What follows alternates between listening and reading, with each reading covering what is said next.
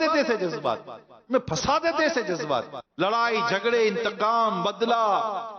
ایسی ناراضگی جس کی کوئی شرعی حیثیت نہیں ہوتی، منہ چرا کے بیٹھ جائیں گے، منہ بگاڑ کے بیٹھ جائیں گے، منہ پھیر کے بیٹھ جائیں گے، زندگی بھر تیرا چہرہ نہیں دیکھوں گا، اب مرنے کے بعد سارا آ جاتے چہرہ دیکھنے کے لیے، کبھی زندگی میں معاف نہیں کروں گا، میت پر آ کر سارے معاف کر دیتے ہیں۔ ارے بھائی جب مرنے کے بعد معاف کرنا ہی ہے، مرنے کے بعد چہرہ دیکھنا ہی ہے تو جیتے جی کر لو نا بھائی، کسی کے مرنے کا انتظار کیوں کر رہے ہو؟ اور اس خوش فہمی میں کیوں آپ لوگ کہ اسی نے میرا حق کھایا، اسی نے مجھ پر ظلم کیا، اس خوش فہمی میں ہے کیوں بندہ؟ پھر آتا میت پر، جنازے پر،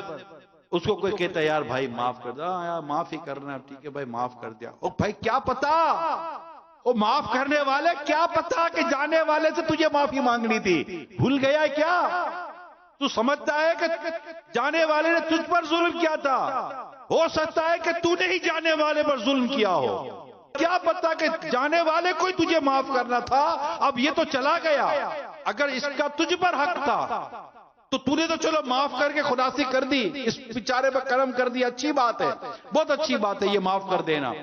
لیکن ذرا سوچئے یہ بھی تو ہو سکتا ہے کہ جو چلا گیا اسی پر میں نے ظلم کیا ہو، اسی کے میں نے حق کھائے ہوں، اس نے مجھ پر تھوڑا سا ظلم کیا تھا اور میں نے اس پہ اتنا ظلم کر دیا کہ اب یہ مظلوم اور میں ظالم بن گیا، میں نے اس کے دل آزاری کی، میں نے اس کے دل دکھائے تھے، میں نے اس کو تکلیفیں پہنچائی تھی، کیا بیوی کیا شوہر، کیا بھائی بھائی، سگے بھائی، بھائی بہن، ماں باپ، اولاد،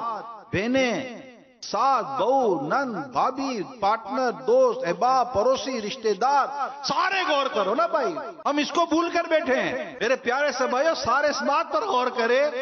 بلا حساب جنت میں داخلہ کیسے ملے گا؟ ارے کون مسلمان ہے جو نہیں چاہتا ہوگا کہ مجھے اللہ